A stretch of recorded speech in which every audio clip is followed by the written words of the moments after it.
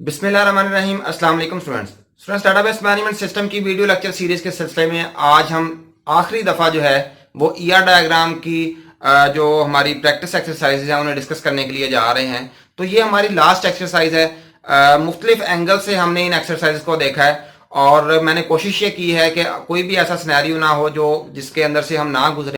तो ये मुझे लगा कि एक लास्ट टाइप ऑफ जो है वो रिलेशनशिप हमारी जैसे यूनरी रिलेशनशिप वाला ईआर डायग्राम हमारा रहता है। तो ये मैंने चूज किया है एक ऐसा रिलेशनशिप, ऐसी ईआर डायग्राम चूज किया जिसमें हम यूनरी रिलेशनशिप जो है वो डेवलप करेंगे। तो इससे जो आपका यूनरी रिलेशनशिप है उसकी भी प्रैक्टिस जो है वो हो जाएगी। एक बार फिर मैं रिवाइज कर देता हूं कि आप लोग जो है वो डायरेक्टली जो है वो सोल्यूशन को ना देखा करें बल्कि सिनेरियो को पहले लिख लिया करें। लिखने के बाद खुद प्रैक्टिस करके देखा करें और अगर आप जो है वो ठीक उसकी ईआर डायग्राम बना लेते हैं तो बाद में आप उसे सोल्यूशन से देख के जो है वो चेक कर सकते हैं। और अगर आपको समझ ना आए तो फिर आप सोल्यूशन को देखा करें, डायरेक्टली जो है वो सोल्यूशन की तरफ ना आया करें। तो चलिए आइए हम सबसे पहले पैराग्राफ को जो है वो रीड आउट करते हैं, उस स्टेटमेंट को रीड आउट करते हैं ताकि हमें इस सिनेरियो की समझ आए। A university has a large number of courses in catalogue. तो यूनिवर्सिटी डेफिनेटली जो है वो किसी एक सब्जेक्ट में तो नहीं वो कोर्सेज करवाती, वो डिफरेंट कोर्सेज जो है वो ऑफर करती हैं। तो attributes of course include course number, course name and units. Each course may have one or more courses as prerequisites. तो आपको पता है कि कुछ कोर्सेज ऐसे होते हैं कि उन्हें पढ़ने से पहले यूनिवर्सिटी हमें कहती है कि आप इनके प्री रेक्विजिट्स जो हैं वो स्टडी करें, और अगर आपने प्री रेक्विजिट्स जो है वो स्टडी नहीं किए हुए तो आप डेफिनेटली उस कोर्स को जो है वो स्टडी नहीं कर सकते। यानी कि ये उनकी शर्त होती है वहां पे कि भाई आपने प्री रेक्विजिट्स जो हैं वो पहले पढ़े हुए हों, फिर आप एडवांस लेवल का कोर्स जो है वो स्टडी कर सकते हैं।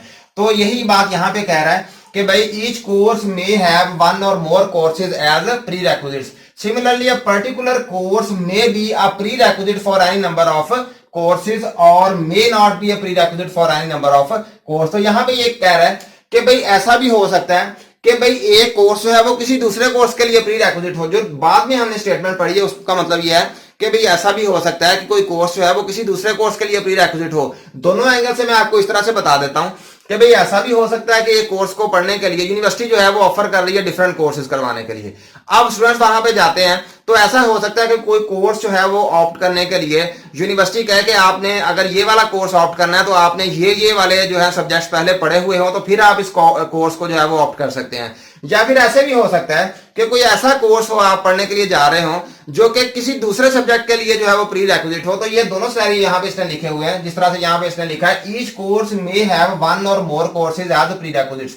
Similarly, a particular course may be a prerequisite for any number of courses or may not be prerequisite for any number of courses. तो चलिए आइए अब सबसे पहले हम इसकी जो है वो देखते हैं कि कौन सी एंटिटी है। अब university has large number of courses. तो डेफिनेटली क्या है हमारे पास एंटिटी क्या है, कोर्सेज हमारे पास एक एंटिटी है। तो हम यहाँ पे इस एंटिटी को बना लेते हैं कोर्सेज।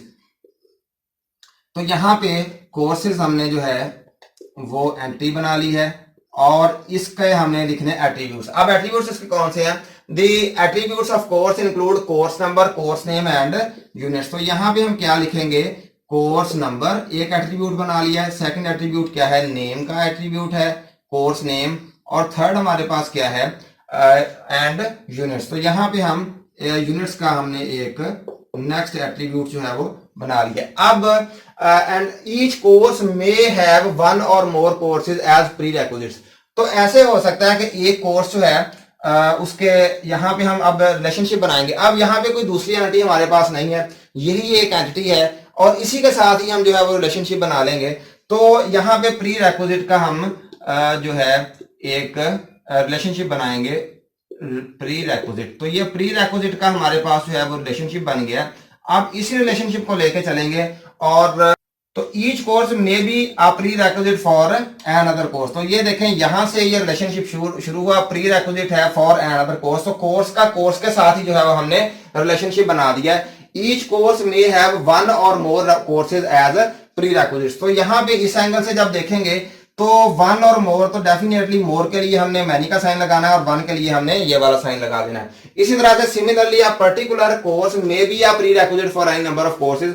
यहां पे जो रिलेशनशिप डेवलप किया है इसलिए क्या कह रहा है कि each course may be a pre may have some prerequisites. तो ये वाला कोर्स हमने बनाया, यहाँ पे रिलेशनशिप बनाया कि एक कोर्स जो है हो सकता है कि उसके कुछ प्री रेक्विजिट्स हो, एक प्री रेक्विजिट हो या एक से ज्यादा प्री रेक्विजिट्स हो। तो ये वाला रिलेशनशिप हमने डेवलप कर लिया। अब हम दूसरे एंगल से देखेंगे कि similarly a particular course may be a prerequisite for any number of courses।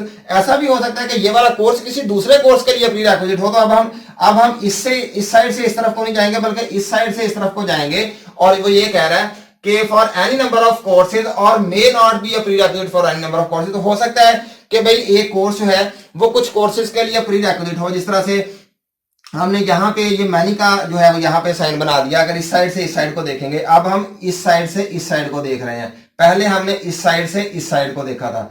अब इस साइड से जब देखें तो ये वाला कोर्स हो सकता है किसी दूसरे कोर्स के लिए प्री रेक्विजिट हो, या फिर वो बाद में कह रहा है कि और may not B pre requisite. ऐसा भी हो सकता है किसी के लिए भी प्री रेक्विजिट ना हो, तो हम यहाँ पे क्या लगा देंगे, 0 लगा देंगे।